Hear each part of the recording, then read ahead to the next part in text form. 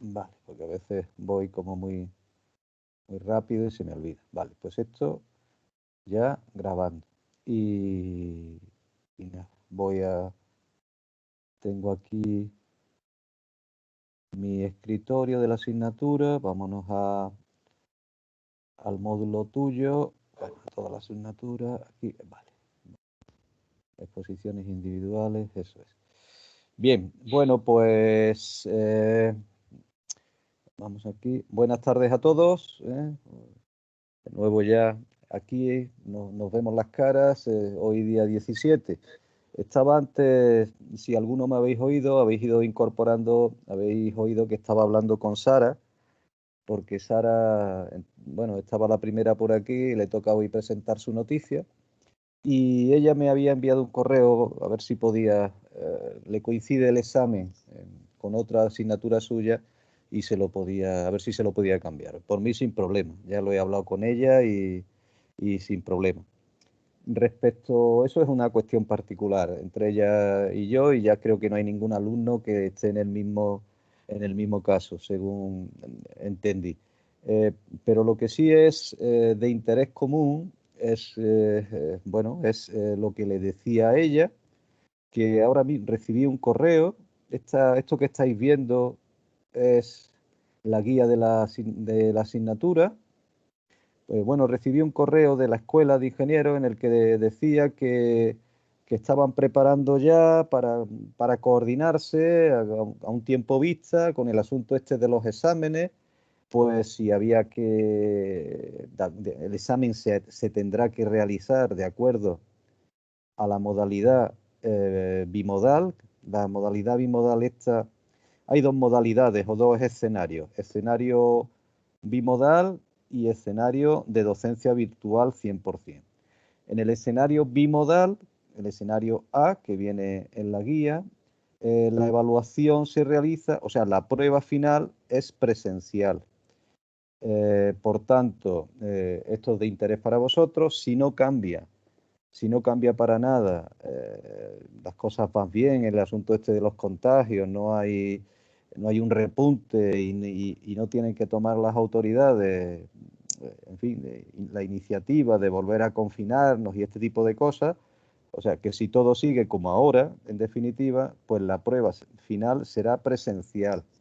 Será en un aula de informática. Haremos el test que os comenté, una prueba tipo test de duración de alrededor 30 minutos o así, en un aula de informática que ya he reservado y estoy esperando que me den la respuesta los de las aulas de informática. Supongo que no habrá problema porque he visto que estaba todo vacío es el día 24 a las 4 de la tarde. Y nosotros, por el número de alumnos que sois, tampoco hay problema de tener que hacer como en esos grupos grandes, ¿no? Que tienen que dividirlos. Hay un máximo de alumnos que no debe superar 15 por cada aula, en fin, y eso obliga a hacer diferentes tandas de exámenes, ¿no? Entonces, en nuestro caso, pues como somos pocos, lo haremos en una sola tanda y ya digo, ese día, a esa hora, y nada, pues son los ordenadores, el examen lo tendréis en el campus virtual y bueno, y ya está, pues a partir de que de comienzo el examen, entráis vosotros al campus virtual, entráis en la prueba, como ya habréis hecho otras muchas, y será una prueba de contenido sobre lo que estamos viendo en la asignatura con preguntas tipo test y bueno, esa es la cuestión, a no ser que vosotros tengáis alguna duda más sobre este asunto para aclararla y por mí sin problema.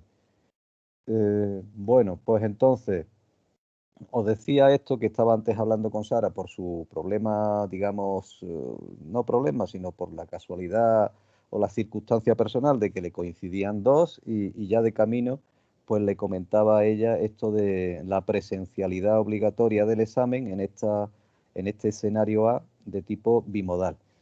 Y bueno, era esa la conversación que estábamos teniendo justo cuando os habéis ido ya incorporando los demás, ¿no? No sé cómo... Estamos, sí, ya vamos a poco se va incorporando la gente, ya somos 10. Bien, bueno, pues seguimos con la dinámica de la docencia, como siempre, como es habitual, estos lunes. Hoy le toca a Sara exponernos su noticia. Ya la tiene ya colocada aquí en la base de datos de las presentaciones. Le he dado una ojeada antes. Es sobre las renovables canarias baten récords en abril y llegan a cubrir el 15,5% del consumo. Aquí tenéis la presentación.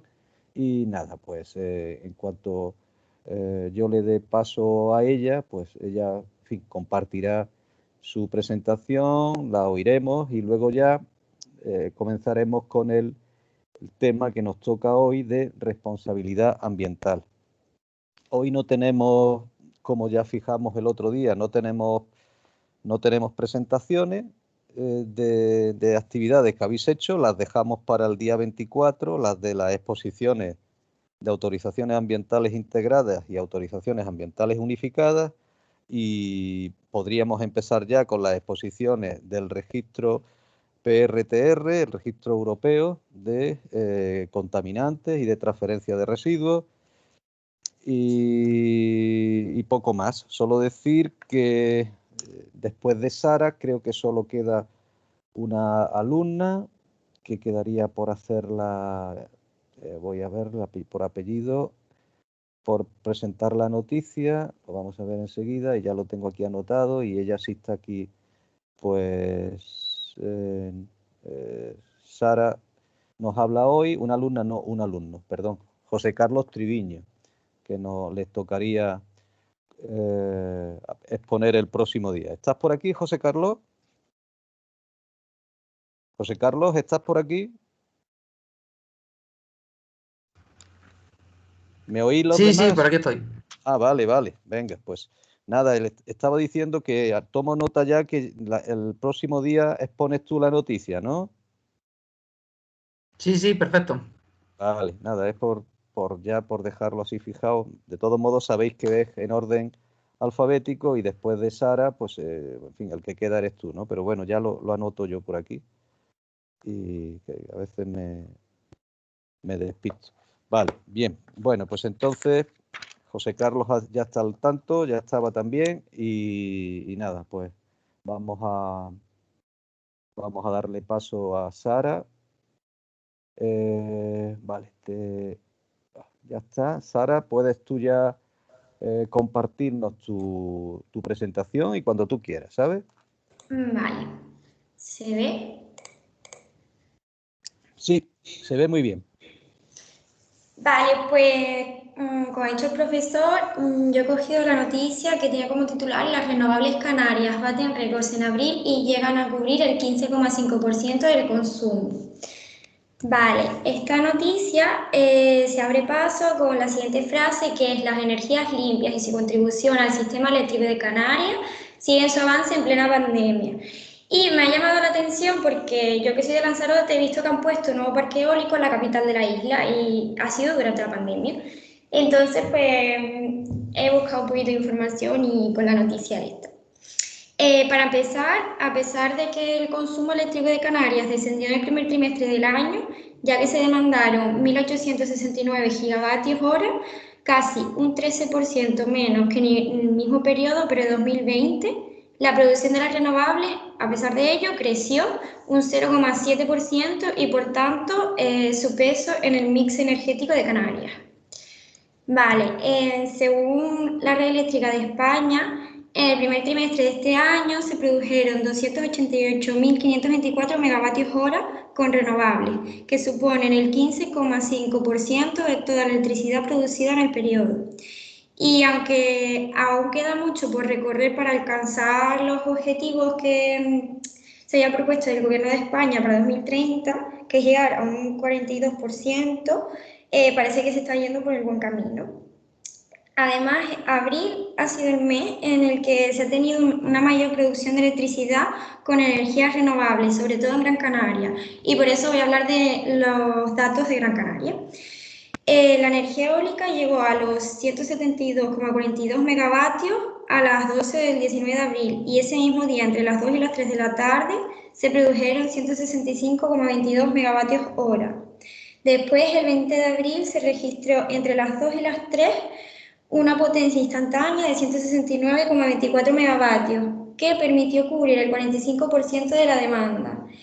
Y estos datos me llamaron un poquito la atención y me fui a buscarlo al seguimiento de la demanda de energía eléctrica en la red eléctrica de España y se puede comprobar que sí que llega a unos 169 y a un 40 y pico por ciento. Según estas fuentes, en este primer trimestre de 2021, las energías verdes de la isla de Gran Canaria han protagonizado varios registros de los máximos, como por ejemplo, el 25 de febrero, la eólica alcanzó 168,36 megavatios, lo que supuso un aumento de casi un 2% respecto a la anterior marca. Después, el 10 de marzo a las 3 de la tarde, el viento permitió la producción de 169,47 megavatios, lo que supone un alza de 0,66% sobre el registro máximo anterior. Y en los últimos 5 años, el parque de generación eléctrica de Canarias ha sumado cerca de 300 nuevos megavatios de potencia renovable, con lo que el archipiélago cuenta en la actualidad con un 20,8% de potencia verde instalada. La eólica, con 449, que es el 14,8% del nivel energético, es la que mayor presencia tiene. Y hasta ahí llega mi noticia. Lo que pasa es que buscando un poquito más de información sobre los parques eólicos en Gran Canaria, me llamó la atención también esto, que ponía como titular: la biodiversidad pide frenar los parques eólicos hasta ver su efecto acumulativo. Vale, esta noticia expone que la Comisión Autonómica de Evaluación Ambiental ha emitido una declaración de un impacto desfavorable a la creación de un nuevo parque eólico en Gran Canaria, por resultar incompatible con el planeamiento insular y municipal, por el impacto paisajístico y por la probable afección a especies de avifauna protegida.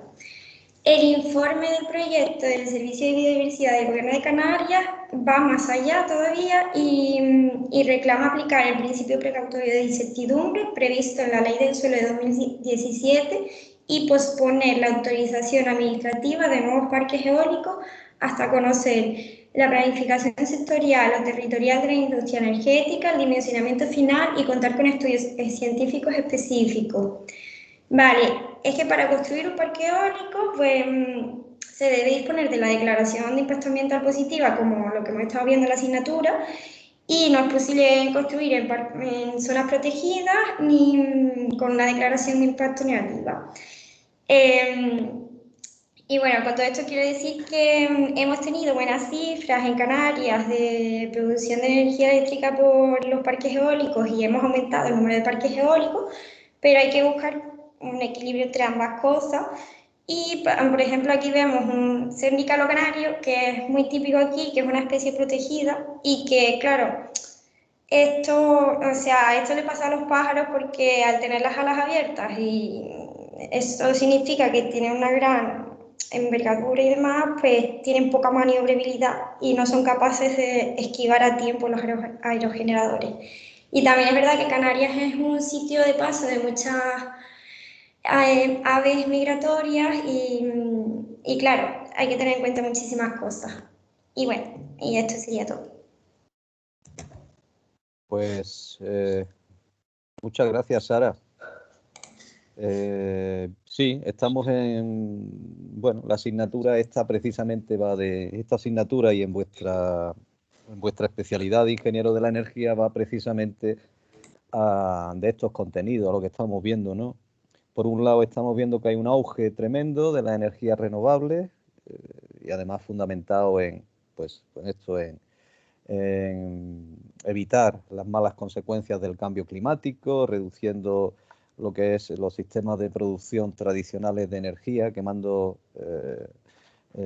combustibles fósiles, ¿no? Y claro, llegamos a un momento también que quizás el alto desarrollo de parques eólicos, a lo mejor alguno instalado en algún sitio que no sea el más adecuado, pues tiene estos problemas, ¿no? Como habéis visto, una cierta incidencia en especies sobre todo en aves. El otro día lo vi yo también en varias noticias y esta de Canarias no la conocía, pero eran precisamente sobre lo mismo, ¿no? Un poco la Sociedad Española de Ornitología, los grupos de ecologistas estaban poniendo un poquito el énfasis en este asunto, ¿no? Es decir, señores, hay que tener cuidado con este tema, hay que estudiar. Y yo creo que al final la Comisión Canaria lo que ha hecho es precisamente, vamos a ver si comparto, que veáis, la Comisión Canaria lo que ha hecho ha sido precisamente poner el asunto de decir, señores, vamos a, aquí, ahora, vamos a tener un poquito de cuidado, con este sentido de la precaución que decía, vamos a hacer estudios, vamos a ver cuál es la demanda real conjunta de todas las empresas, ¿no? En fin, es razonable, siempre que esos estudios los hagan en tiempo y forma y no se alarguen, porque entonces causas también un perjuicio. Y bueno, yo creo que hoy el estado de la técnica y el estado de la investigación permite precisamente que se desarrollen estos trabajos en un tiempo adecuado y que permitan precisamente ver si es posible o no, como decía Sara, en esa autorización ambiental y en el estudio del impacto ambiental, bueno, pues según el resultado, autorizar o no la instalación, ¿no? Eso era un poco sí, estamos siempre moviéndonos en esa dinámica. En la protección ambiental es importante, es necesaria, la protección de las aves, y por otro lado también tenemos la necesidad de construir y obtener más energía a base de fuentes renovables, ¿no? Y en este caso los aerogeneradores, pues claro, pues tienen este inconveniente, ¿no? El choque con especies de aves y lo que decía ya también, sobre todo si están en rutas migratorias, ¿no? Bien, bueno, vale, estupendo. Hoy vamos a... Gracias, Sara, muchas gracias. Hoy vamos a empezar con el tema de responsabilidad medioambiental. Es un tema importante, es un tema, después de lo que hemos visto, de la asignatura, que veis cómo se iba, digamos, escalonando con instrumentos voluntarios para la mejora ambiental, en donde se incluían los sistemas de gestión ambiental. Luego hablábamos ya de integración ambiental, la política ambiental integrada en todas las políticas sectoriales, planificación, prevención ambiental, con todo esto que hemos comentado, a nivel estatal y a nivel autonómico, la prevención estratégica en planes y programas y la prevención en los previsibles daños que ocasionen las actuaciones, los previsibles impactos ambientales, ¿no? Hemos hablado también dentro del ámbito de la prevención, las calificaciones ambientales, que esto es ya a nivel local, para instalaciones de menor entidad, y, pues bueno, pues está previsto ese elemento, esa herramienta de prevención ambiental que es la calificación ambiental, ¿no? Que ya digo que corresponde a la autoridad ambiental y que va unida a la licencia, a la licencia de actividad o a la licencia de la actuación. Y la licencia no se concede si la calificación ambiental es negativa, ¿no?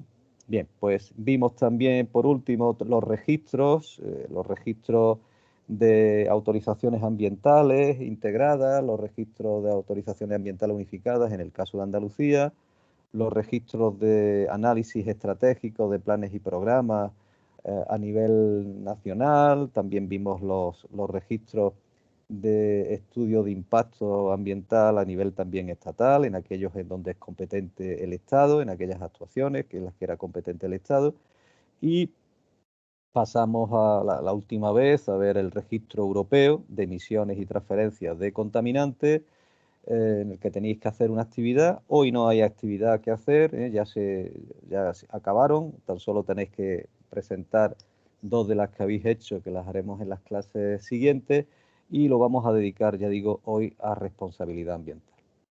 Para situaros en el tema bueno, veréis que hay bastantes archivos, no os asustéis, el fundamental para el estudio, para el examen es este que veis de color subrayado de color anaranjado, la responsabilidad medioambiental, que es el que vamos a ver, este de aquí.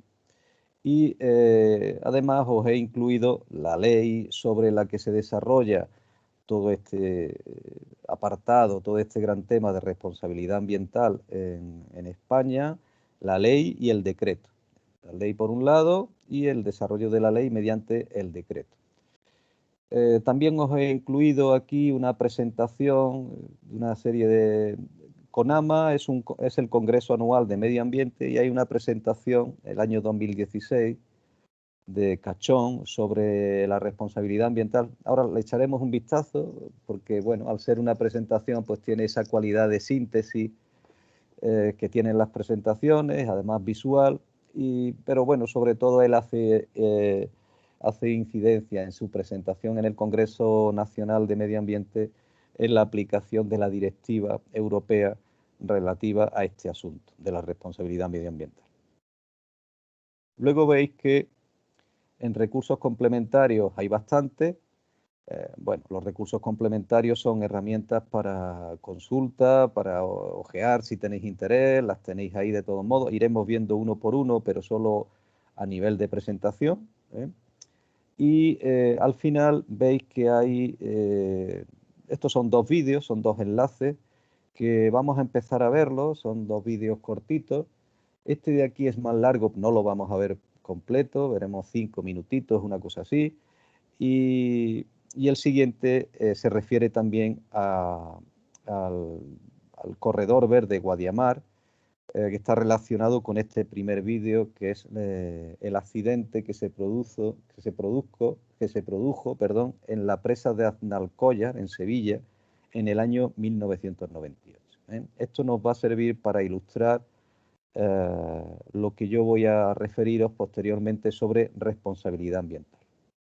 Tengo los vídeos aquí ya, entonces voy a ponerlo en grande. Lo que tengo que hacer es, para que podáis oírlo, tengo que darle aquí, incluir sonido y vamos allá.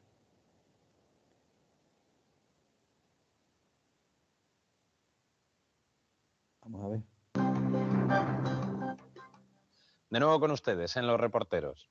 La rotura de una presa que contenía residuos minerales en la explotación de Aznalcóllar creó el pánico en todo el entorno. Una lengua de lodo con vertidos contaminantes de una alta concentración de metales pesados arrasó todo lo que pilló a su paso.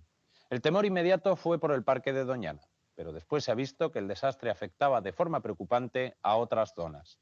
Acuíferos, huertas, animales, muchos kilómetros cuadrados de terrenos han quedado dañados y la recuperación de toda esa extensión será difícil y costosa. De cualquier forma, aún quedan muchas incógnitas por despejar sobre este grave suceso.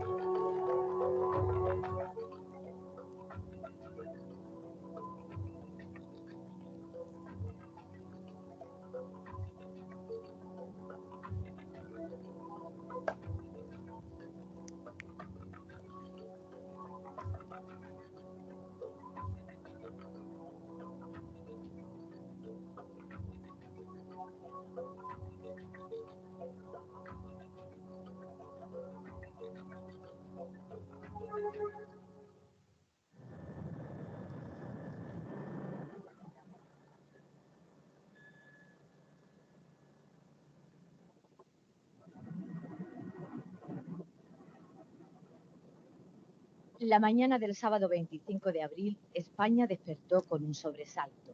Catástrofe ecológica. Un gran vertido de aguas tóxicas amenaza al parque de Doñana. A las 4:30 de la madrugada se había roto el muro de una enorme balsa de decantación de las minas de Aznalcóllar, situada a unos 35 kilómetros de Sevilla. Se había abierto una gran brecha en el embalse donde se almacenaban las aguas procedentes del lavado de la pirita.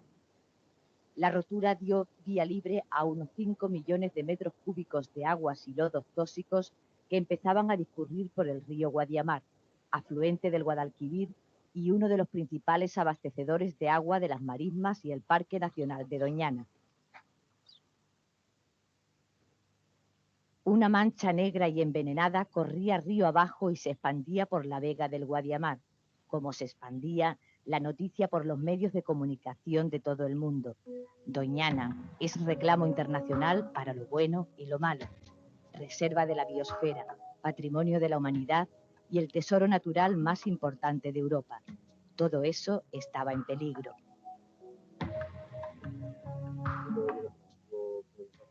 Poco después de producirse la rotura de la presa, técnicos y políticos despliegan un dispositivo de emergencia que pretende a toda costa evitar que las aguas lleguen al Parque de Doñana, en Huelva. Comienzan los trabajos para taponar la rotura de la balsa en Aznalcóllar y reducir la salida de vertidos.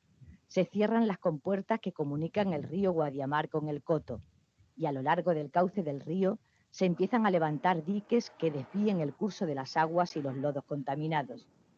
El objetivo es que el vertido, a través de un canal, llegue al Guadalquivir sin entrar en lo que se considera el corazón de Doñana. Mientras tanto, los lodos siguen avanzando por la vega del Guadiamar.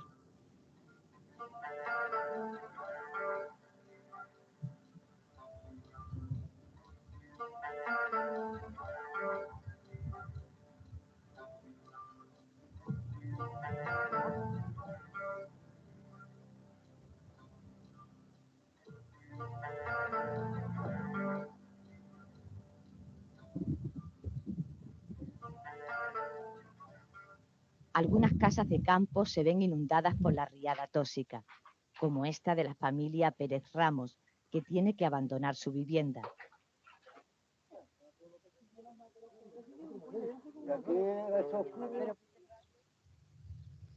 Un río de desolación se extiende por las tierras de cultivo de varios municipios sevillanos.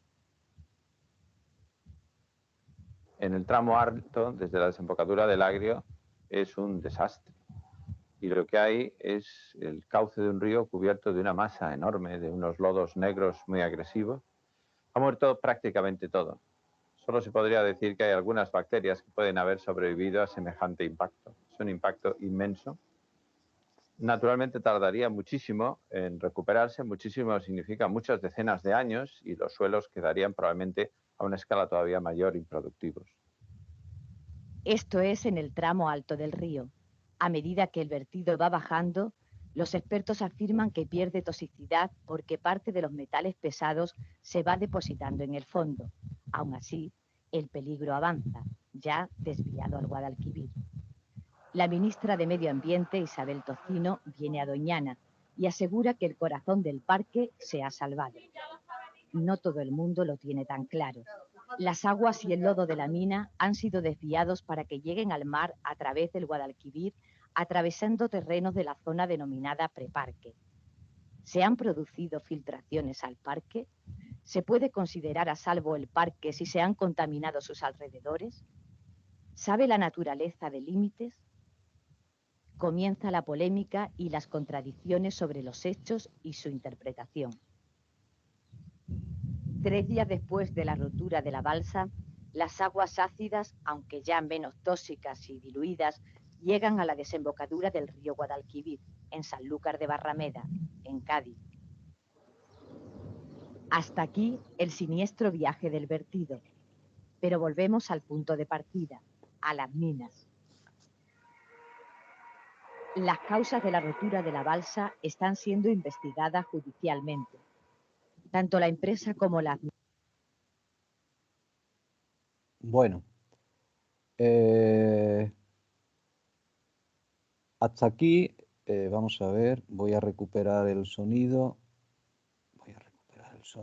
¿Me estáis oyendo? Sí, se escucha. Vale, vale. Bueno, hasta aquí el vídeo dura más, dura 21 minutos, pero lo que me interesaba es sobre todo que vierais estos 6 primeros minutos. Estamos hablando del año 98, el año 98, pues hace ya 2 años para el 2000 y 21 que llevamos, pues casi 23 años. Yo creo que me parece que vosotros no sé si sois de esa generación, quizás sí, por esos años, ¿no? O quizás sí, incluso... del 98 también. Sí, pues no sé si teníais noticia de esta catástrofe ecológica. Fue, bueno, pues eso, una rotura, como habéis visto, como aquí se ve, de la presa, de una gran presa, una gran balsa de lodos, de lixiviado, de una mina que había ahí en Aznalcóllar. Bueno, pues un alto contenido de materiales tóxicos, se rompió esta presa, veis que está, bueno, pues una presa de tierra, y por ahí, bueno, pues se produjo pues todo esto que habéis visto en imágenes, ¿no?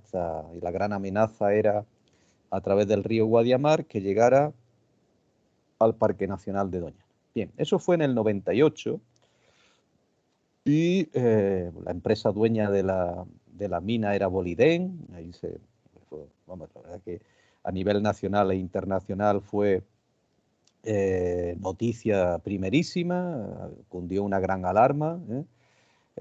Bueno, vamos a ver qué pasó posteriormente, cómo se hicieron los trabajos, y cuál es la situación actual en esa misma zona. Vamos a ver el siguiente vídeo, que es este de aquí. Este sí lo vamos a ver completo. Vamos a ver qué nos cuenta.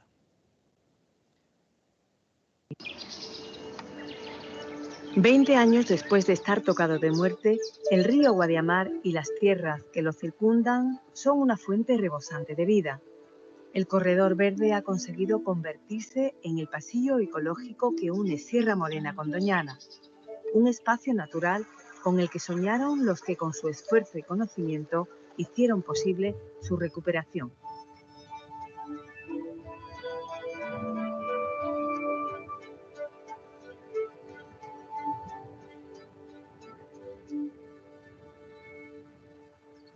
Nos encontramos en el paisaje protegido Corredor Verde del Guadiamar. El lugar en el que estamos, anteriormente, antes del desastre de Aznalcóllar, era una gravera que había ido evolucionando a un vertedero incontrolado. Francisco Quirós ha desempeñado diversas responsabilidades en medio ambiente y desde el primer momento estuvo en la zona marcada por el desastre ecológico.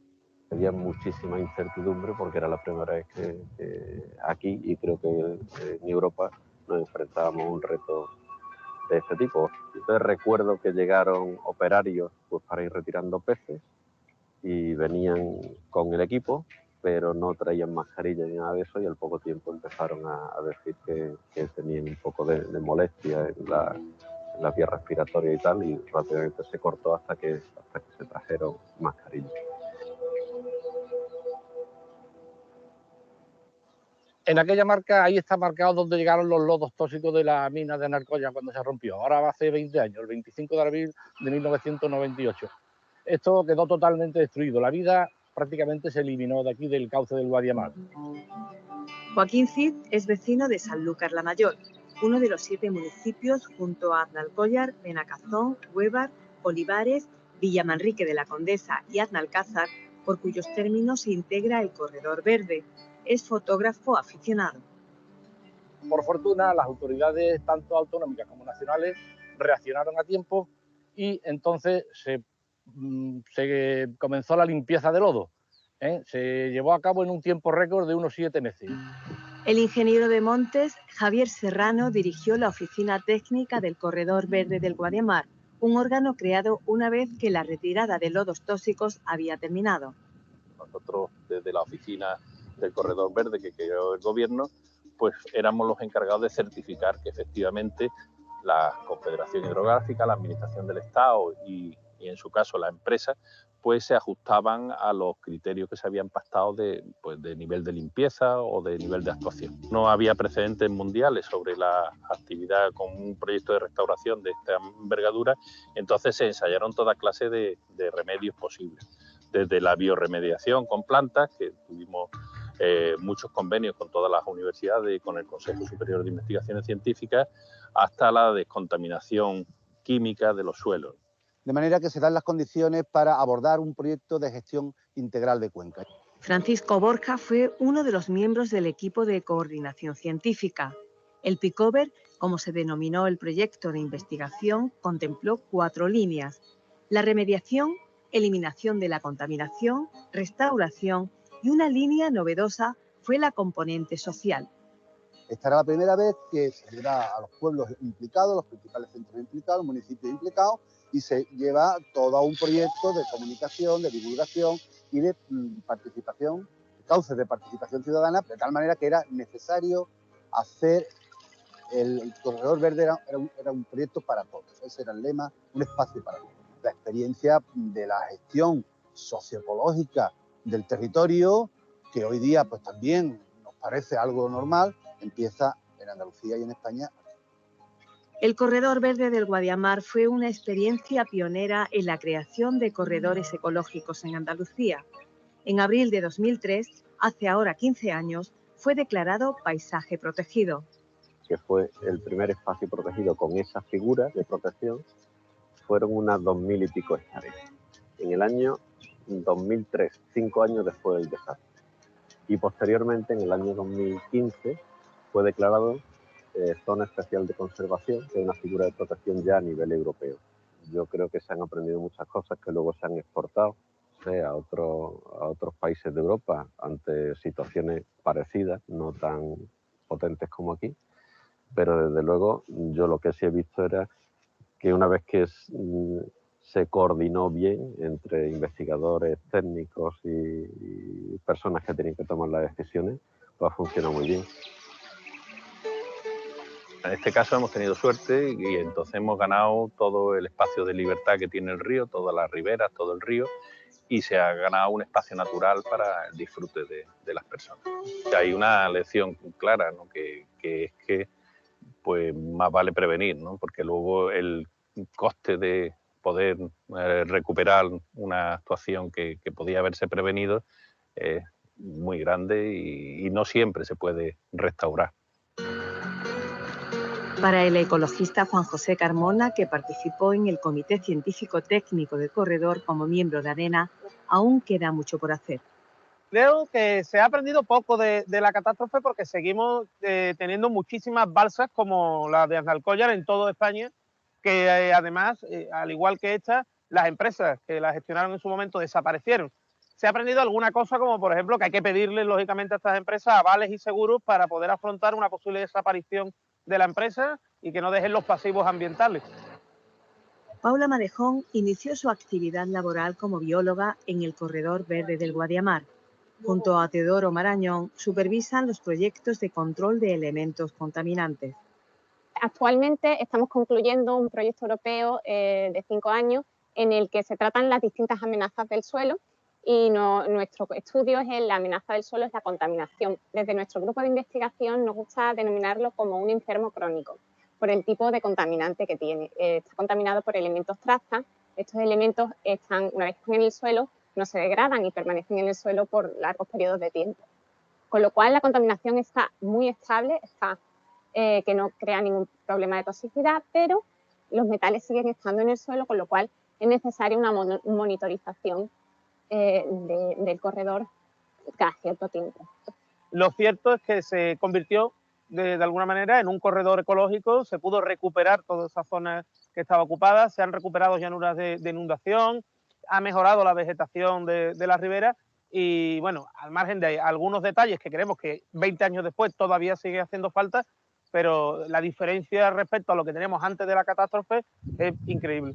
Se puede pasear, se puede montar en bicicleta, se puede montar a caballo, pero siempre recordar que en el corredor está escrito que no se puede coger ni caza, ni pesca, ni coger nada para consumo humano. Yo recuerdo una llamada telefónica de un colaborador íntimo, una persona muy cercana a mí, que trabaja con proyectos de recuperación del lince y demás. Profesor, lo hemos conseguido, el lince sube y baja por el Guadiamar como quiera. Esta era una noticia que para nosotros suponía una especie de guinda del pastel, porque La fauna, al fin y al cabo, lo que te demuestra es que si una determinada especie está, fauna y la flora, están en unos determinados ámbitos, es porque el resto de los procesos funcionan. Hay toda una serie de bioindicadores que nos demuestran que efectivamente el ecosistema fluvial del Guadiamar funciona y que con ello, pues todo lo que hoy llamamos servicios ecosistémicos empiezan a dar su fruto.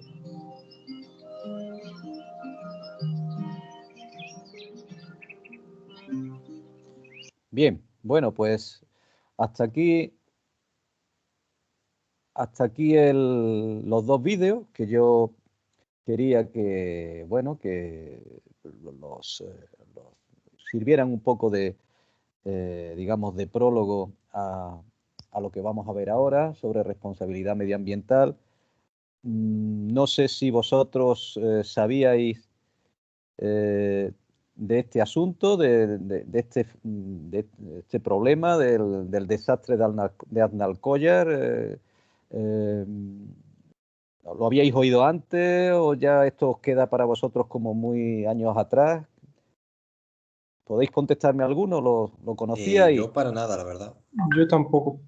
Y es que me ha ocurrido otras veces con los alumnos en años anteriores, ¿verdad? Vosotros es que sois de esa generación y prácticamente, claro, es que esto se ha olvidado. Y bueno, qué mejor que estos dos vídeos cortitos. Ya digo, el primero dura más, el primero dura 21 minutos, hemos visto 6. Es de aquella fecha ese vídeo, o sea que si tenéis interés lo podéis ver y os dará una idea del problema y de la noticia que fue en toda España y a nivel mundial, ¿no? El vídeo ha sido interesante porque han hablado ecologistas, han hablado técnicos, han hablado investigadores y bueno, y veis cómo a raíz en el 98, a raíz de este gran desastre, pues a nivel europeo y a nivel nacional, las autoridades se tuvieron que poner las pilas y en los años siguientes empezar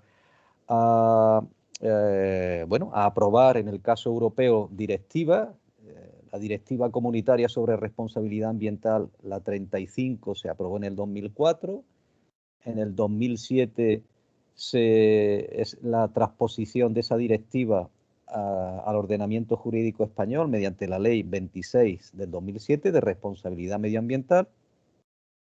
Y a partir de ahí, en esos textos legales, es cuando empiezan ya a toda una serie de obligaciones hacia las empresas, hacia los operadores, que son los operadores, hay que entender que son estas empresas que trabajan en actividades que pueden tener un riesgo contaminante, como este que hemos visto de las minas de la empresa Boliden, que por cierto se quitó de en medio rápidamente, y todo ese coste, no sé si habéis al principio del segundo vídeo, decía que más de 100 y pico millones, no sé si entre 160 y 180 millones de euros hubo luego que pleitearlos a nivel judicial para recuperarlos, ¿no? Eso al final se alargó por años y no sé muy bien en qué habrá quedado, pero sé que había muchísimos problemas para recuperar ese dinero en base bueno, recuperar, quiere decir que ese dinero que invirtió el gobierno, la Junta de Andalucía, para que lo abonara la empresa que había sido la causante, ¿no? Una vez que en la investigación, pues bueno, pues se comprobó que no se habían tomado las medidas oportunas, ¿no? Bueno, todo esto sirvió, como siempre. Cuando te dan la pedrada es cuando entonces tú ya pones carta en el asunto y pones precaución y ya te pones el casco, ¿no? Para que no te dé el golpe en la cabeza, ¿no? En este caso quiere decir que nada, los legisladores, los políticos, los técnicos empezaron a desarrollar toda una normativa relacionada con responsabilidad ambiental. Hemos visto acabamos de ver, la directiva comunitaria del año 2004, la 35, que se traspuso a la ley de responsabilidad medioambiental española en el 2007. Esa ley se desarrolló con su respectivo reglamento y fundamentalmente ¿qué es lo que pone en esa legislación? ¿Qué es lo que se establece? Pues bueno, pues se establece un nuevo régimen que no había, un nuevo régimen jurídico para reparar daños, ¿sí? Y este régimen se fundamentó en dos principios, que es el de prevención de daño y el de quien contamina paga.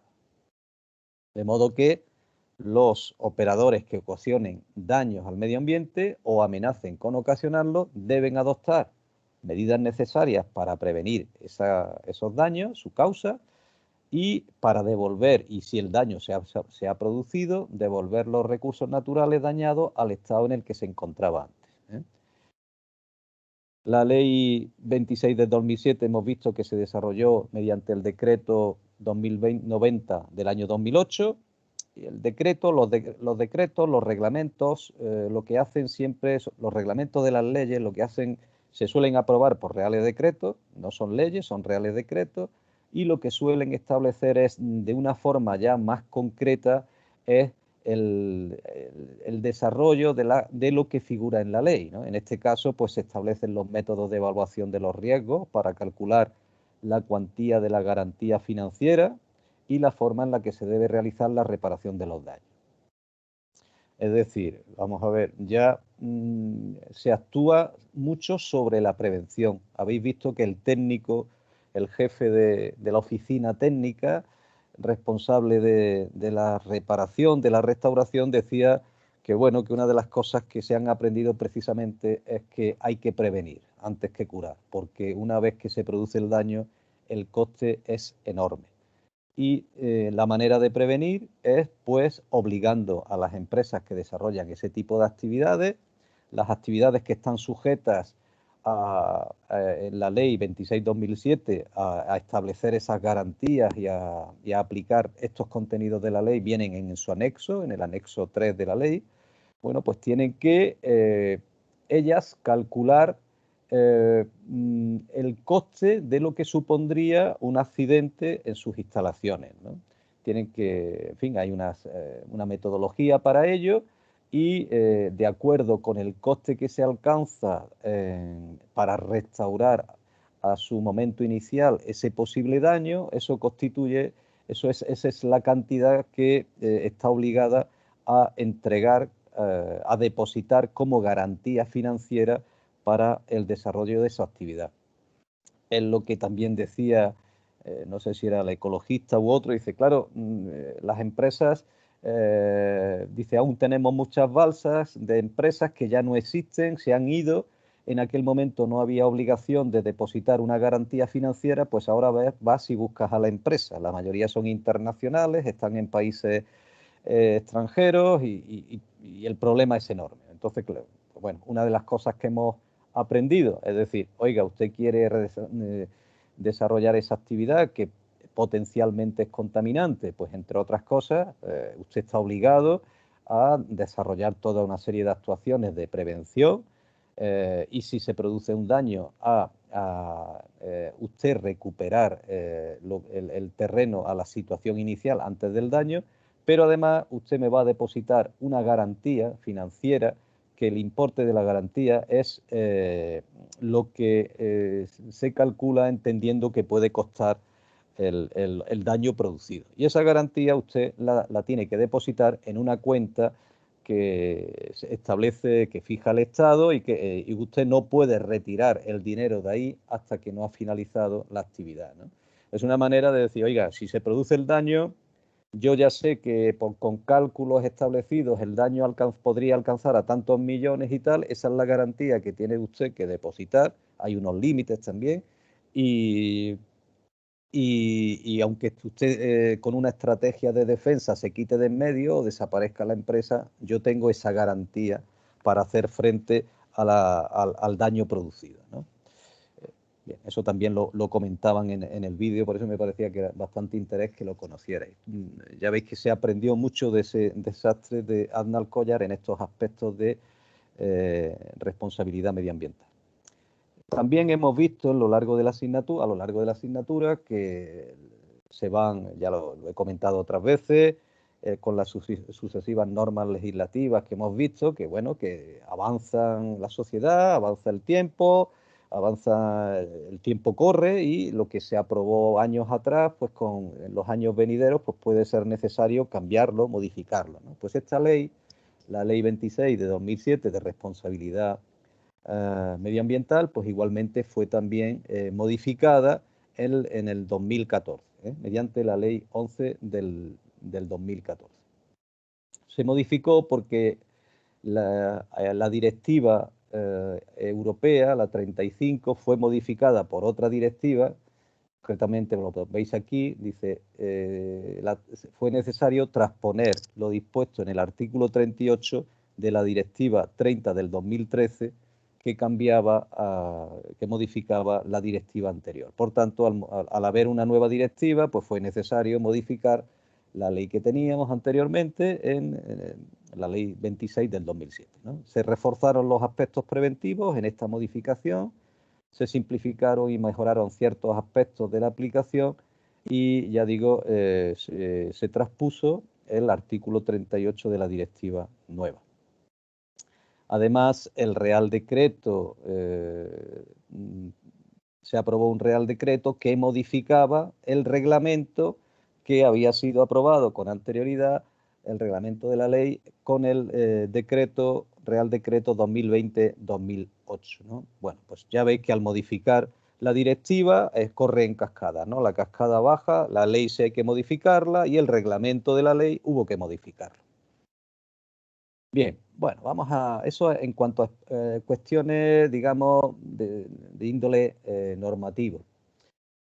El objeto de la ley de responsabilidad ambiental es hacer frente a lo que habéis visto en el vídeo, ¿no? Es regular la responsabilidad de los operadores para prevenir, evitar y reparar los daños medioambientales. Y de nuevo, esto se hizo de acuerdo a lo que figura en el artículo 45 de la Constitución española, los dos principios que antes he citado, el de prevención de daños y el de quien contamina paga.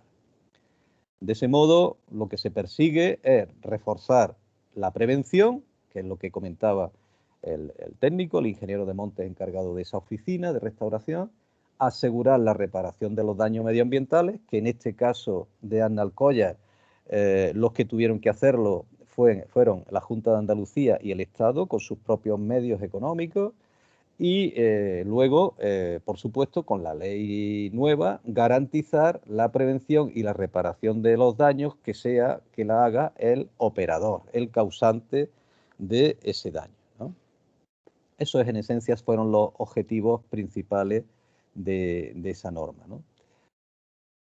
Así entendido, pues la responsabilidad ambiental de los operadores les obliga a poner en marcha medidas de prevención para evitar y reparar los daños medioambientales que se puedan provocar. Y en el caso que se provoquen, devolver los recursos dañados a la situación inicial antes del daño, ¿eh?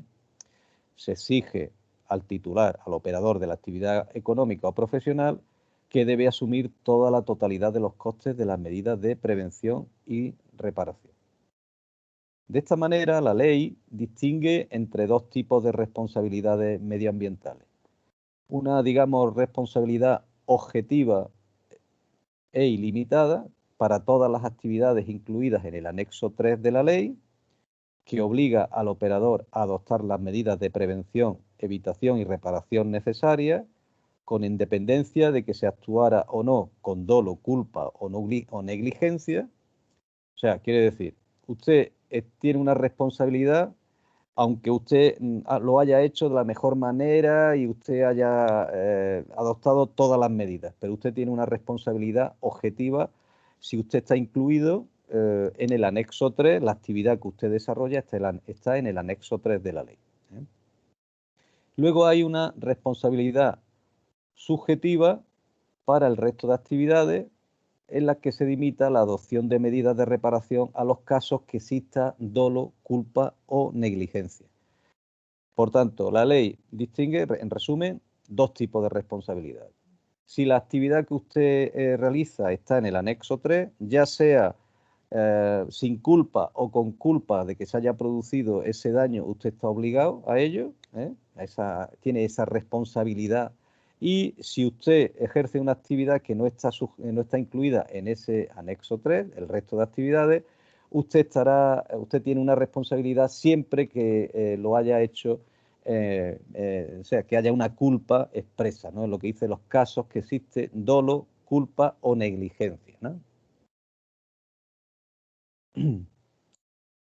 Esta responsabilidad medioambiental es una responsabilidad administrativa, y es independiente de la responsabilidad civil o penal, que puede existir en el mismo hecho. Ya habréis oído vosotros, no es objeto de esta asignatura, pero se distingue, la gente, si tenéis amigos que conocen, que estudian el derecho, pues hablan de derecho administrativo, derecho civil y derecho penal. El derecho administrativo es el que está relacionado con todas las actividades de la administración pública. El derecho civil, bueno, pues es todos los aspectos civiles de naturaleza civil de las personas, ¿no? Divorcios, casamientos, deudas, hipotecas, o sea, todo lo que es un tema de herencia, no más que hipoteca, testamento. El tema penal es cuando se produce, pues, digamos, una cuestión, el ejemplo más claro, pues bueno, un asesinato, ¿no? Es la cuestión penal. Aunque por supuesto que hay muchísimos más casos, ¿no? Entonces, dependiendo de lo que se haya actuado, pues los abogados lo llevan a un tipo de legislación u otro, a un tipo de tribunal u otro, ¿no? Por eso dice que la diferencia, el caso de la responsabilidad medioambiental es una responsabilidad administrativa. ¿Qué daños son los que quedan cubiertos por la ley? Ojo, porque hemos hablado así con sentido genérico, pero cuando empezamos a leer el articulado de la ley, ya empiezan las limitaciones. Ya no son todos los daños los que se cubren, solo se cubren los daños a las aguas, la ribera del mar y las rías, al suelo y a las especies de flora y fauna silvestres, así como los hábitats. Hay otros daños que están excluidos, como son los daños que se producen al aire, a las personas y a los bienes, salvo que los bienes de las personas constituyan un recurso natural. Eso ya iría por otro tipo de derecho, o iría por otro tipo de responsabilidad penal y responsabilidad civil. En el caso de la responsabilidad ambiental, hay que exigirla con los daños que se producen a las aguas, a las riberas del mar y de las rías, al suelo y a las especies de flora y fauna silvestre, así como los hábitats.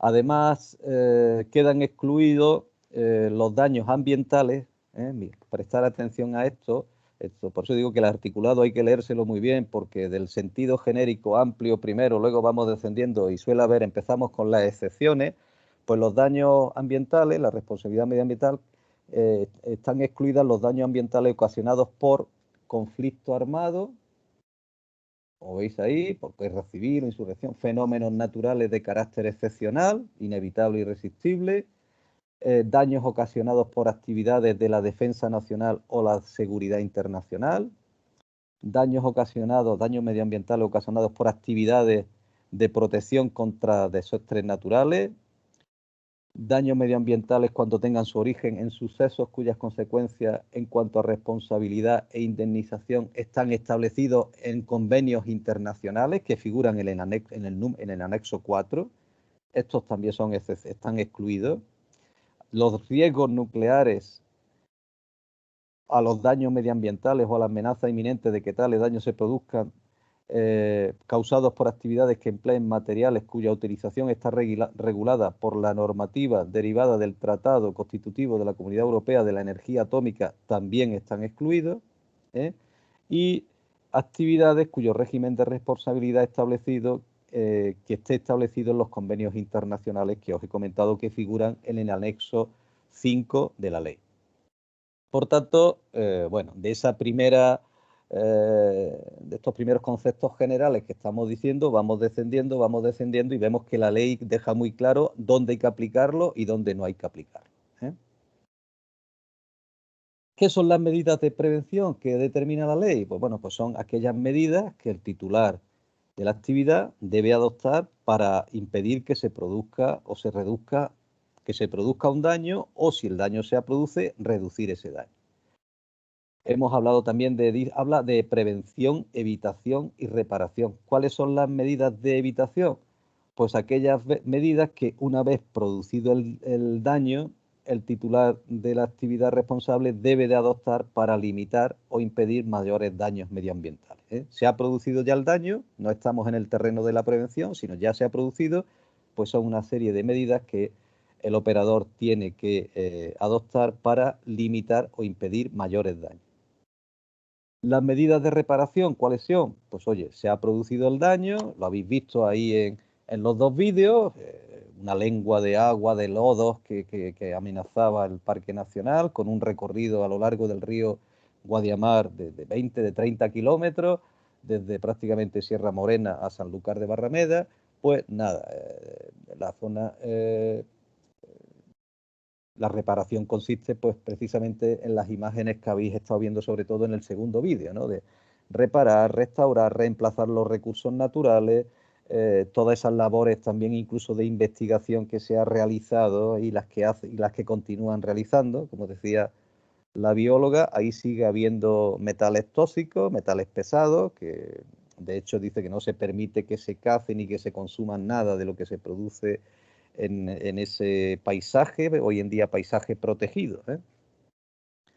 Entonces, la ley se distinguen, habla de diferentes tipos de medidas de reparación. Las vamos a ver. Primero, medidas de reparación primaria, que son aquellas medidas reparadoras que restituyan o aproximen al máximo los recursos naturales dañados al estado en el que se encontraban. El estado básico, esa sería la reparación primaria. Una reparación complementaria, que son las que se adoptan para compensar el hecho de que la reparación primaria no haya dado lugar a la plena restitución de los recursos, porque bueno, pues oye, teníamos una situación inicial, se ha producido el daño, nosotros comenzamos con una reparación primaria intentando dejarlo todo tal como estaba, pero a veces no es posible porque el daño ha sido tan grande y hay cosas que es imposible dejarlas como estaban en su momento. Ahí entran ya lo que es la reparación complementaria, ¿no? Para compensar el hecho de que la reparación primaria no ha dado lugar a esa plena restitución de los recursos naturales. Y luego está la reparación compensatoria, que se adopta para compensar las pérdidas provisionales de recursos naturales que tengan lugar desde la fecha en la que se produjo el daño hasta la fecha de la reparación primaria que haya surtido su efecto. Quiere decir, oye, desde que tú empiezas a reparar ese daño hasta que está totalmente ya, digamos, restituido, regenerado, ha pasado un tiempo, ¿no? Pues durante ese tiempo tú has dejado de disfrutar, de obtener beneficios si tenías alguna explotación o algún aprovechamiento de ese recurso natural. Pues oye, eso hay que compensarlo, ¿no? Bien, y hemos hablado también de que en esta ley, una de las cuestiones que se planteó a raíz de esos desastres, pues fue decir, señores, que no se vaya a ir la empresa de Rositas y nos deje aquí con el marrón, ¿no? Por así decirlo, y menudo marrón. Y además se quita de en medio rápidamente y con estas multinacionales internacionales, estas multinacionales tan potentes, con esos gabinetes, digamos, de juristas, de abogados, pues tienen 1000 recursos para escabullirse, ¿no? Pues entonces decir, no, tú antes de establecerte vas a tener que calcular una cantidad y depositarla en una cuenta a mi disposición, a disposición del Estado, de la Junta de Andalucía, de las comunidades autónomas, y la cantidad que vas a depositar la tienes que calcular de tal manera, y es la que harás la necesaria para restaurar el daño producido y la zona, dejar la zona producida, una vez restaurado el daño, a su situación inicial, ¿no? Es decir, es un instrumento que garantiza que el operador disponga de recursos económicos suficientes para hacer frente a la responsabilidad medioambiental derivada de la actividad, ¿eh? Esta garantía es un requisito de la ley y, por supuesto, siempre para las actividades que están incluidas en el anexo 3, que ya lo hemos repetido, hemos hablado en varias ocasiones. Tiene que ser calculada por el operador de acuerdo a la intensidad y a la extensión del daño de su actividad. Ya veremos cómo lo hacen, lo veremos más adelante, ahora cuando hablemos de los documentos complementarios que tiene este módulo, este tema. y tiene un límite. O sea, fijaros que esto de Boliden creo que decía que el coste había llegado entre 160 y 180 millones, digo, no me he quedado con la cifra exacta, creo que era una cosa así. Pues aquí la ley fija una garantía financiera obligatoria y el límite que os fija es de 20 millones de euros, que ya también es muchísimo dinero para una empresa, 20 millones, ese es el límite máximo. Independientemente de la obligación o no de constituir la garantía financiera, los operadores de actividades que están incluidas en ese anexo 3 tienen la responsabilidad objetiva que hemos dicho e ilimitada, para hacer frente a esa responsabilidad que tienen para hacer frente a las obligaciones de prevenir, evitar y reparar los daños que puedan provocar con independencia del coste de estas medidas. O sea que lo que te están diciendo, vamos a ver, usted tiene que depositar la garantía, pero independientemente de eso, como en el caso de la empresa esta Boliden, si hubiera sido hoy en día, no en aquella ocasión que no existía esta legislación, usted tiene que hacer frente, porque usted es responsable objetivo y tiene que hacer frente de una manera ilimitada a los daños que ha causado, a la reparación de esos daños, independientemente del coste. Eso es lo de ilimitado. ¿Quiénes son los que están obligados a constituir esa garantía financiera? Pues bueno, hemos visto que son los que están los operarios de actividades que figuran en ese anexo 3, hemos comentado antes, son operadores sujetos a la aplicación de la Ley de Prevención y Control Integrado de la Contaminación, de la IPPC, que ya hemos hablado de ella, también operadores sujetos al ámbito de aplicación del decreto 1254-1999, que se refiere a actividades donde intervengan sustancias peligrosas, y operadores de gestión de residuos de la industria extractiva. Este era el caso de la empresa que gestionaba las minas de Boliden. Gestión de residuos de las industrias extractivas. Era una gran balsa donde se acumulaban los lodos que eran residuos de esa industria extractiva minera. ¿Quiénes quedan exentos de constituir la garantía financiera? Pues quedan exentos aquellos operadores en los que las actividades que puedan ocasionar daño, se evalúa ese daño y es inferior a 300.000 euros. Y además quedan exentos de depositar esa garantía los que realicen actividad que una vez que se calcula el daño que podría ocasionar, supera los 300.000 euros, estaría entre 300.000 y 2 millones de euros, pero que acrediten mediante certificaciones que están adheridos a sistemas comunitarios de gestión y auditoría medioambiental o el sistema medioambiental de la ISO 14001. O sea que fijaros, si tú eres un operador que realiza una actividad cuyo daño podría ser potencial, no llega a 300.000 euros, pues no estás obligado a depositar garantía. Si eres un operador que puedes ocasionar un daño que esté entre 300.000 y 2 millones de euros, si tienes un sistema comunitario de gestión y auditoría ambiental tipo EMAS o la 14001, no estás obligado a depositar garantía. Y por último, aquellos operadores, aquellos autónomos, aquellas empresas que se dedican a actividades en las que se utilizan productos financieros y biocidas con fines agropecuarios y forestales. También los operadores de actividades que tienen un escaso potencial de ocasionar daños medioambientales y tienen un bajo nivel de accidentalidad.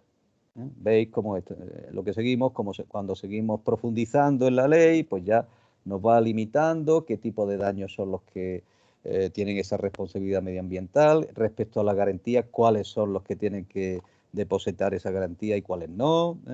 ¿Cómo se calcula esa garantía financiera? Pues se realiza un análisis de los riesgos medioambientales de la actividad. Se identifican unos escenarios de accidentes y se establece una probabilidad de que ocurra ese accidente, ese escenario. Una vez que eso como primer paso, con el segundo paso se estima un índice del daño asociado a cada escenario. O sea, primero, ¿qué puede pasar? Diferentes escenarios de accidente. Calculamos la probabilidad de que pueda ocurrir un accidente de ese tipo. Una vez que ha ocurrido el accidente, estimamos el daño que puede producir ese accidente, el daño medioambiental. Y una vez que hemos calculado ese daño, calculamos el riesgo asociado a cada escenario. Seleccionamos los escenarios con el menor índice de daño medioambiental asociado que agrupen el 95% del riesgo total y se calcula la garantía financiera mediante, pues bueno, pues lo que el coste que supondría restablecer todo, hacer frente al daño que se ha producido, ¿no?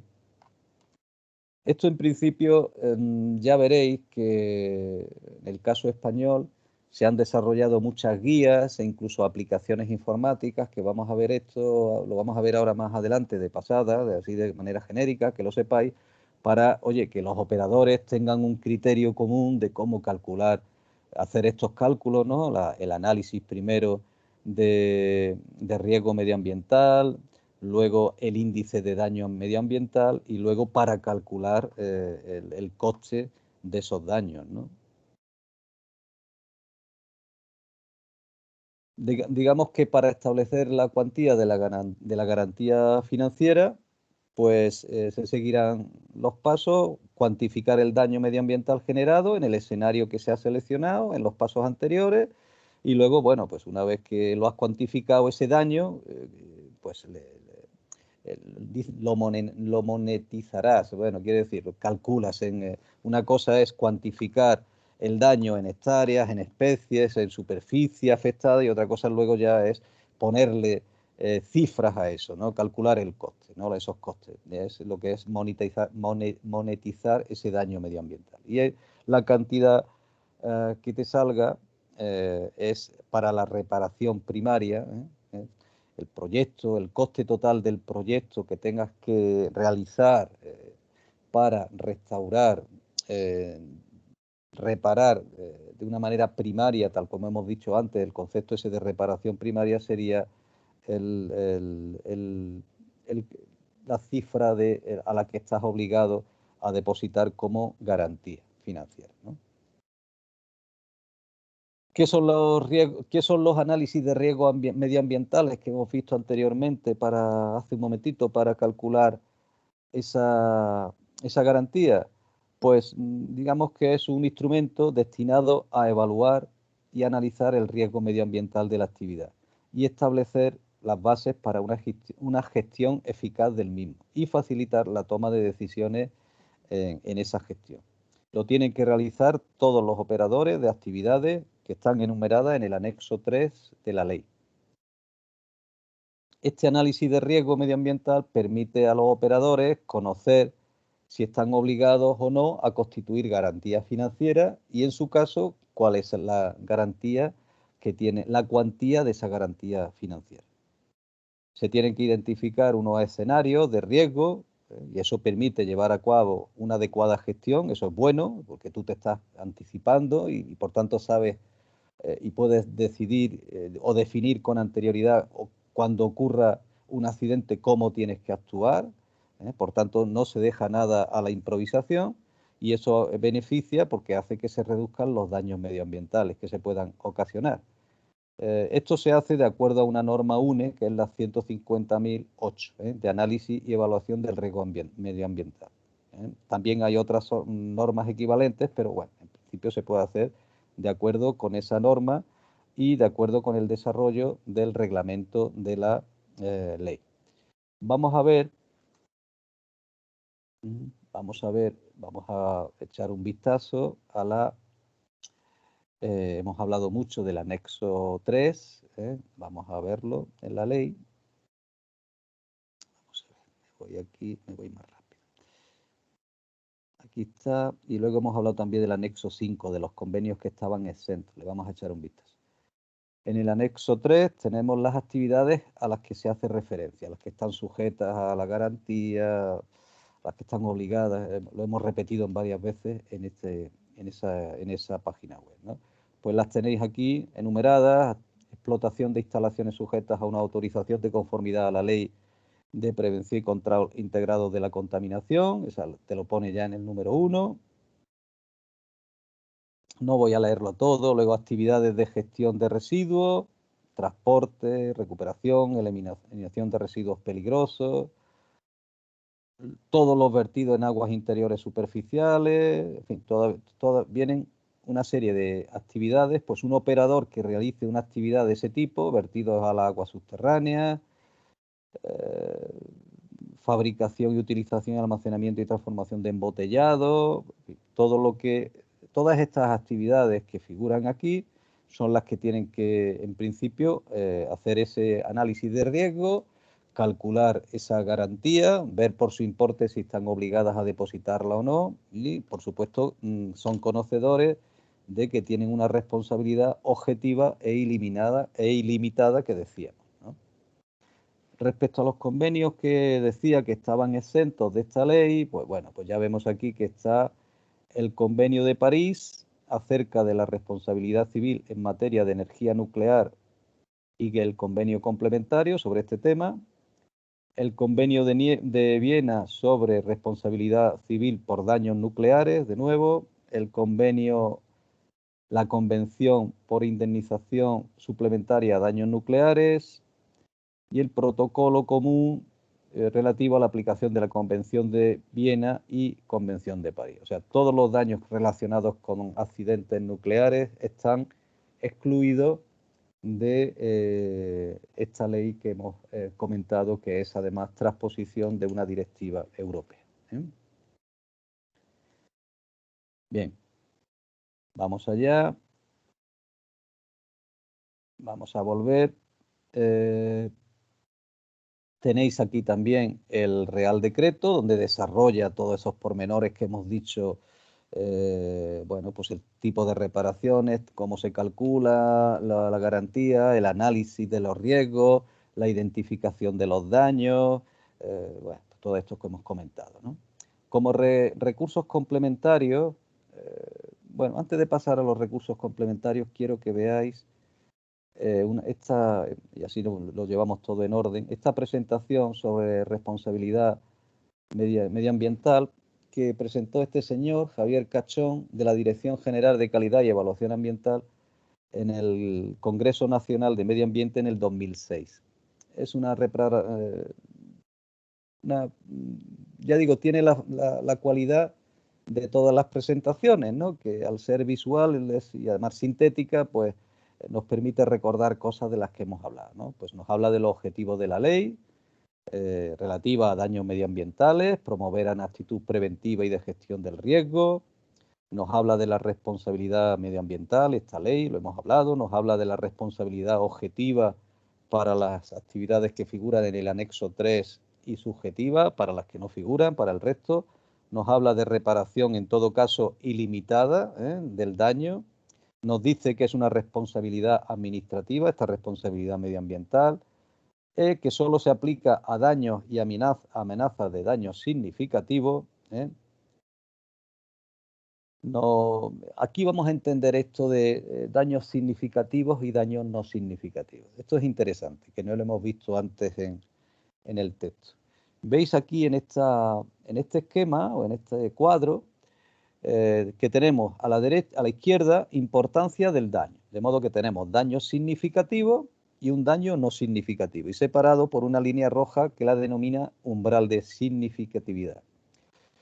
Cuando el daño es significativo, se puede aplicar la normativa de responsabilidad medioambiental. Cuando el daño es no significativo, se puede aplicar la legislación sectorial existente, la de agua, la de suelo o la de hábitat y especies, pero además veis que cada una de estos cuadros de legislación de agua, de legislación de suelo y de legislación de hábitat y especies salen dos flechitas.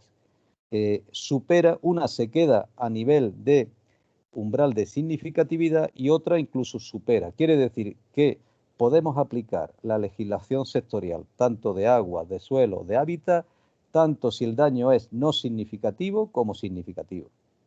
En cambio, la normativa de responsabilidad medioambiental solo se puede aplicar cuando el daño es significativo. ¿Veis estas flechas rojas que bajan, que se quedan en la línea de umbral de significatividad? Eso es lo que dice. O sea que, por tanto, nosotros podremos decidir en un momento u otro, la Administración, en sucesos de este tipo, puede decidir aplicar legislación sectorial en si es significativo o no significativo, o responsabilidad medioambiental cuando sea siempre significativo. Esto es interesante porque si tú aplicas la responsabilidad medioambiental en la legislación cuando el aspecto es, cuando el daño es significativo, la importancia del daño, pues también podrías aplicar, ya digo, en este caso, legislación de agua, de suelo o de hábitat. El asunto es aplicar aquella que sea más conveniente según el caso. Bueno, pues nos habla de lo que son los daños a las especies, hemos visto que son a las aguas, a la ribera del mar, a los daños al suelo. Nos habla aquí de la normativa sectorial, que es lo que os acabo de comentar. Aquí hay un informe donde se detiene bastante este señor, es un informe de la Comisión Europea sobre la aplicación de la directiva esta. No vamos a entrar, son una serie de diapositivas. Bueno, viene a decir que lo veremos en las conclusiones, que bueno, que tiene un balance positivo esta aplicación de la directiva. Nos vamos a saltar todas estas diapositivas que hace sobre el informe de la comisión. Bueno, estamos ya aquí prácticamente acabando la presentación. Es interesante también este cuadro, este gráfico es bonito. Veis que nos habla de los dos principios, el de prevención y quien contamina paga, que es sobre esos dos principios es donde se desarrolla la normativa, la ley de responsabilidad patrimonial. Y vemos que debajo del principio de prevención, bueno, pues están relacionadas todas las medidas de gestión de riesgo, por supuesto las medidas de prevención y también medidas de evitación, que una vez que se produce el daño para que ese sea menor. Y luego las medidas de reparación que establece la normativa, pues derivan del principio de quien contamina paga, ¿no? Veis que debajo tenemos todo lo referente a la garantía financiera obligatoria, a la valoración económica de esa garantía. Veis que pone aquí entre paréntesis mora, veremos a ver, esa es la metodología que se utiliza, que se ha desarrollado, se desarrolló en España y se está utilizando en otros países de Europa, la veremos. Como recursos complementarios lleváis un manual sobre esta metodología. Nos habla también de, para conocer esa significatividad o no del daño, pues guías para calcularlo. Bueno, cuándo se exige esa responsabilidad medioambiental y cuál es el procedimiento de exigencia de la responsabilidad medioambiental, ¿no? Todo esto, el protocolo de actuación que hay que definir en caso de accidente, las medidas de prevención y los proyectos de reparación. Todo esto debajo de estos tres grandes, cuadrados, medidas prevención, medidas de evitación, medidas de reparación. Respecto a las medidas de gestión del riesgo, que están relacionadas con el principio de prevención, pues bueno, pues se desarrolla la herramienta de análisis de riesgos medioambientales, se desarrollan herramientas para estudiar esa gestión del riesgo, la herramienta de valoración económica y la herramienta de índice de daños medioambientales. De modo que tenemos abajo de todo, en la base, para el normal funcionamiento, cuando se amenaza daño o cuando se ha producido el daño. Es muy sintético. En fin, conclusiones, sí que es interesante que las veamos. La Comisión Europea concluye que esta Directiva 35 de 2004 ha sido eficaz y contribuye a la protección ambiental de la Unión Europea, destaca su efecto preventivo. Respecto a la Ley 26 de 2007, hemos de destacar que no ha derogado la normativa sectorial, ya lo hemos visto antes, y que es una herramienta que refuerza la protección del medio ambiente, además, y coexiste con la normativa sectorial. Que no se puede aplicar a cualquier daño, ya lo hemos visto, solo a los significativos. y aún en estos casos es posible también aplicar legislación sectorial si se obtienen los mismos resultados. Lo hemos comentado antes también en la diapositiva. Es una de las normas de transposición de la directiva más avanzada, que en muchos casos va más allá de lo exigido por la directiva, y la Comisión señala que el número de casos que se producen no es el único indicador para evaluar la aplicación de la directiva, que hay otros indicadores que inciden en el aspecto preventivo y de gestión del riesgo que deben tenerse en cuenta. Que las herramientas desarrolladas en España para facilitar la aplicación de la ley, algunas pioneras en Europa, se muestran como un ejemplo a seguir por la Comisión, lo indica la Comisión así a nivel europeo, y que, bueno, que se sigue trabajando en mejorar la aplicación de la directiva y de la ley, ¿no? Nos dice este señor que además trabaja en la Dirección General esa de Calidad y Gestión Medioambiental. Bueno, pues hemos hablado de una serie de herramientas, de una serie de guías, de recursos que aquí se han desarrollado y que además la Comisión Europea, perdón, nos pone como ejemplo, y de hecho indica que se pueden aplicar en otros países y además, como hemos visto en los vídeos, en situaciones de daños, accidentes que se han producido en otros países se han empleado, ¿no? Bueno, pues como recursos complementarios os he puesto aquí dos manuales, una guía básica de la Junta de Andalucía sobre la ley de responsabilidad medioambiental y la normativa de desarrollo. Luego os he incluido una guía sobre daños medioambientales, prevención, evitación y reparación. Tenemos un enlace que vamos a ver a la normativa del Ministerio. El Ministerio ha desarrollado muchísima normativa a raíz de los accidentes del accidente que se produjo. Estamos aquí en la página web. Veis que debajo del apartado de responsabilidad medioambiental tenemos enlace a la base legal, a toda la base legal, al enlace a la página sobre la Comisión Técnica de Prevención y Reparación de Daños que se creó para desarrollar todos estos manuales, estas herramientas, estas aplicaciones informáticas, el análisis de riesgos, el modelo de oferta de responsabilidad medioambiental, que esto es lo que se define como con las siglas MORA, que os decía antes. Otro apartado relacionado con la garantía financiera y luego informes de aplicación de la ley y exigencias de la responsabilidad medioambiental. Bueno, la base legal la hemos comentado, la comisión técnica, bueno, pues es una comisión que trabaja sobre este asunto, que reside ahí en la Dirección General de Calidad Ambiental. Vamos a ver la calidad de riesgo en esta página nos habla, bueno, pues lo que hemos visto, el apartado de análisis de riesgos medioambientales, guías de orientaciones técnicas que se han desarrollado por el Ministerio, una aplicación informática para analizar los riesgos medioambientales, análisis de riesgos sectoriales, función de apoyo a empresas y gestión del riesgo medioambiental. Respecto al modelo de oferta de responsabilidad ambiental, índice de daño ambiental y análisis de riesgos medioambientales, digamos que es un modelo desarrollado aquí en España que sirve para que los operadores puedan calcular, analizar los riesgos, identificar los daños y calcular la garantía financiera, ¿no? Aquí te explica cómo hacerlo, cuál es el modelo, hay un acceso a un documento que nos habla de cómo calcular el índice de daño, el análisis de riesgo y luego tenemos el enlace a la aplicación informática. Ya digo, todo esto es para uso de los operadores. Tú sencillamente pues te logas aquí y tienes una, bueno, esto es una,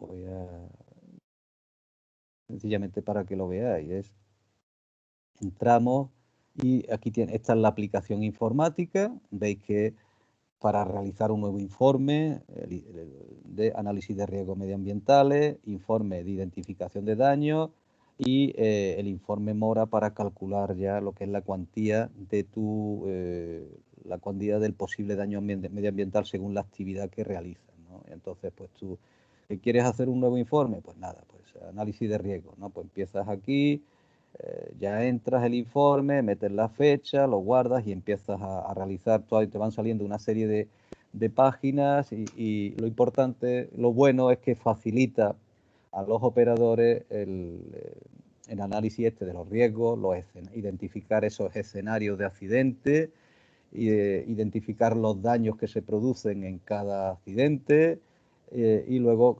calcular el coste de la reparación de esos daños, ¿no?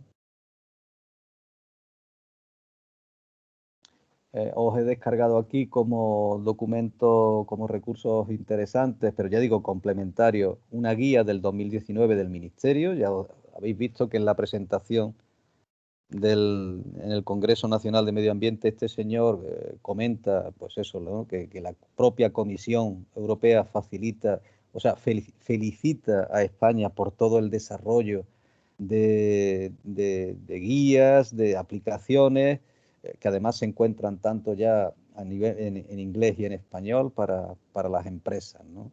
Aquí tenemos un enlace al documento que lo podéis descargar sobre la oferta de responsabilidad ambiental. Recordar que MORA es el acrónimo de modelo de oferta de responsabilidad ambiental, una herramienta voluntaria para calcular el coste de las medidas de reparación, primaria, compensatoria y complementaria, necesarias para devolver los recursos naturales y los servicios que estos prestan a su estado original. Tenéis el enlace a la aplicación informática, que es la que hemos visto, que es esta de aquí, que te permite primero hacer el análisis del riesgo, calcular el índice de daño y calcular después el coste. Y esta herramienta, pues, bueno, pues se elabora mediante árboles de sucesos, se analizan los riesgos, se calcula el índice de daño y la valoración económica, ¿no? Y por último, como recurso, tenéis el vídeo que hemos visto, no lo hemos visto completo, si tenéis interés os lo aconsejo, hemos visto unos 6-7 minutos, este sí lo hemos visto, de 8 minutos, y la verdad que es interesante porque, bueno, ya digo, la mayoría de vosotros, por vuestra edad, pues no ha tenido noticia de este asunto, ¿no? Bien, bueno, pues hasta aquí el tema. El tema, por supuesto, como veis, da mucho más de sí, pero entrar ya en el detalle no serían necesarias varias clases, por lo menos 4 o 5 clases para ocupar todo el contenido, ¿no? Relacionado con esto. Sí que sabéis o hemos visto las cuestiones principales. Y bueno, pues nada, llegamos aquí a finalizar el tema. Voy a ir quitando esto ya lo hemos visto, este es el vídeo y este es el vídeo. Y esto de aquí, que es bueno, esto está relacionado con lo que hemos visto antes del examen y bueno, ya está. Poco más. Si tenéis alguna pregunta, algún comentario sobre lo que hemos visto hoy o sobre lo que vamos a ver en los próximos días, pues hoy vamos a acabar antes.